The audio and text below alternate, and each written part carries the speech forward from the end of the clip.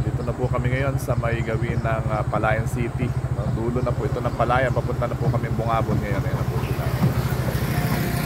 At hinihintay na po natin iba natin mga kasama. Ayan na. Dire-diretso na po kami ngayon. Kami po yung nagpapakondisyon ngayong araw na ito. Ayan na po. Ganda po ng pahanawin dito. Papakondisyon po kami ngayon at sasali nga po kami sa karera. Ganda po ng pahanawin. Live na live po tayo sa Master Ipong TV. Kasama ko ang Ipong Developmental Team. So, eri po kami ngayon. Papunta po kami ng Labi, Bungabon. Kami po ay nagpapakondisyon, nagpe-training para po sa may sasalihang karera. Namakarera na po ng ating mga kuya sa Barnabas Eagles Club ng Barangay Gulaytay, San Jose City, Nueva Ecija sa June 8.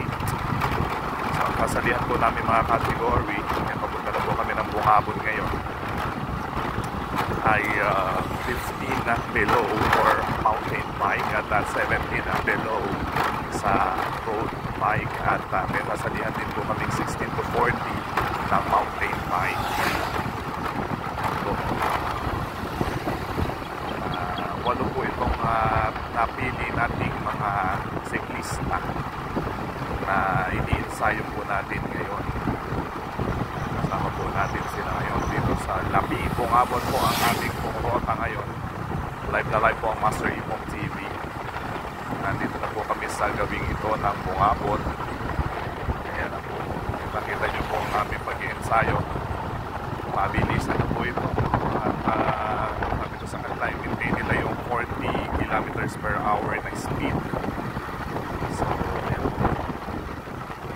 Ang ganda po dito sa Bungabon dito. Ito po ang onion capital of Nueva Ecija.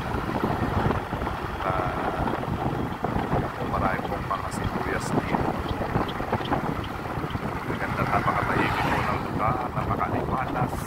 It's a Saturday morning. Maaga po kami umalis doon sa Kabanatuan. Hindi ko ay nagkikita lagi sa Nueva Ecija High School sa harapan po. Bakit po sa Freedom Park. At kami po ay pupunta sa mga training grounds po namin. At ngayon po araw na ito ay pupunta po kami dito sa Labi, Bungabon. At dito po kami pupunta sa magagandang tanawin dito. So kasama po silang nagpa-vlog na palagi dito sa Master Ipong TV. Live na live po tayo, exclusive. Tayo po ay nagpe-training, nag-ensayo, nagpapakondisyon para po sa sasalihan po nating karera sa June 8 at San Jose City. Dahil alam po namin talagang tiyak na mapupusin, magagaling po yung ating pong mga, ayan po, ating mga siklista doon. Kaya ayan, no, makakalas po sila sa Peliton.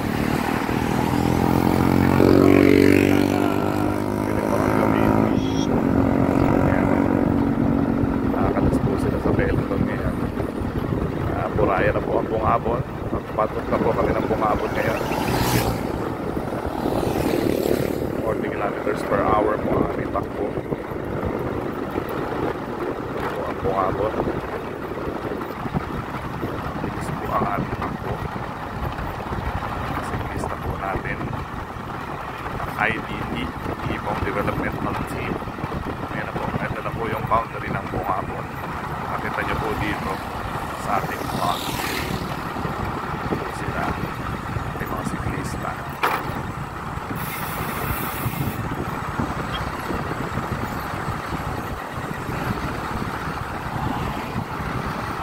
I love Bungabon. Ayan na po. Pasok na po kami. I love Bungabon. Bungabon na po kami ngayon. Ayan. Kita nyo. Live na live po sa Master Ipong TV. Papunta na po ang IDT o Ipong Developmental Team sa Labi, Bungabon. Napasok na po kami sa area po ng Bungabon ngayon.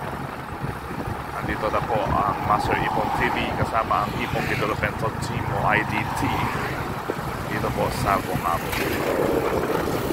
na po natin. Kasi po may mga matataling pong lugar dito. Sabi ko ay apurahin na po nila para hindi po kami tanghaliin.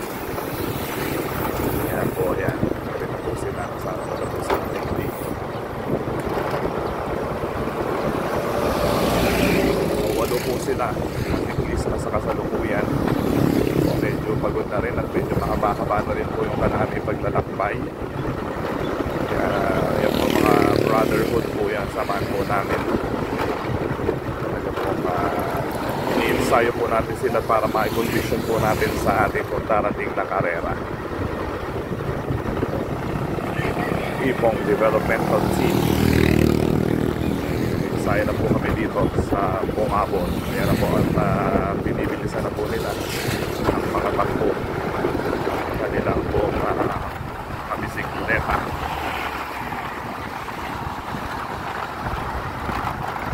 So tingnan po natin ang aming pong pagla-live dito po sa Master Ipong TV. Kaya na po sila, papunta na po kami